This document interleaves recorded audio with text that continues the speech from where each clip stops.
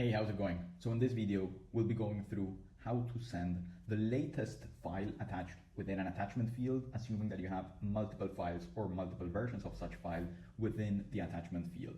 To such purpose, we have just one table for an easy, quick demo with an attachment field. In this case, I selected the versions format, but this should work anyways. And we have a checkbox that is used to trigger our automation. As you can see, we have two different files attached here. Now, if on my automation, we trigger the automation when the send latest version is checked, we trigger the automation, we send a Gmail email by mapping the attachments to the corresponding attachment versions field, which contains both files. Then when I do that and I trigger the automation, what you will see is that the email being sent, if we check the history, will be including, as you can see, two different attachments. Now, the way in which we can solve this will require some scripting, but it's only 2 lines of code.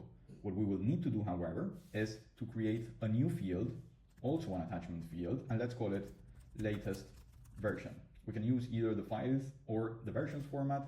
Let's have it there and let's move forward. If we now go back to our automation, we will want to include a new script here, assuming that you are on a paid plan. Copy and paste the exact same 2 lines of code that you will find on the description below. What this is doing basically is getting URLs from both attachments found on my field, and it's outputting only the latest of such URLs, or the last URL found on the list of URLs. Now, the way in which we push an input to our script is by making reference to it right here under the inputs section. So you will click on add input variable.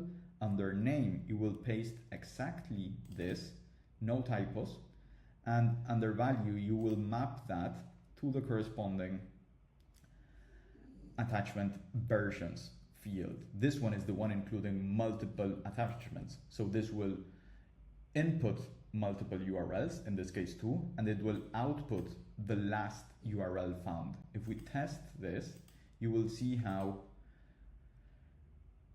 we will get as an output one unique URL, okay? Even if we had 2 right here within this list. Now, that is what you will want to push to our new field called latest version, I believe. So where on my table 1, on the record ID, which matched or which triggered the automation, and as a field, I will choose the latest version of it. Latest version attachment field, I mean. Now I'm pushing the output from the script right there to my new field, and on my send Gmail, I will make an update to it to make sure that the attachments field is being mapped not to the attachment initial field that I had on my trigger, but to the updated version of the record, especially the latest version attachment field. Now, if I update this and I go back to my table, I manually trigger the automation, you will see how out of these 2 files, one will be pushed to the latest version. And when I go back to the automation, if I check the history, latest execution, Gmail action, if you're able to see this, you'll see that it contains only 1 attachment. So that is basically how you handle this. Reason for it, that Airtable will not allow us to map directly on our send Gmail block a URL, but we actually need the file. That is the reason why we've updated a new field with a corresponding file, and we are now mapping that attachment on the send Gmail automation. Hope this is helpful.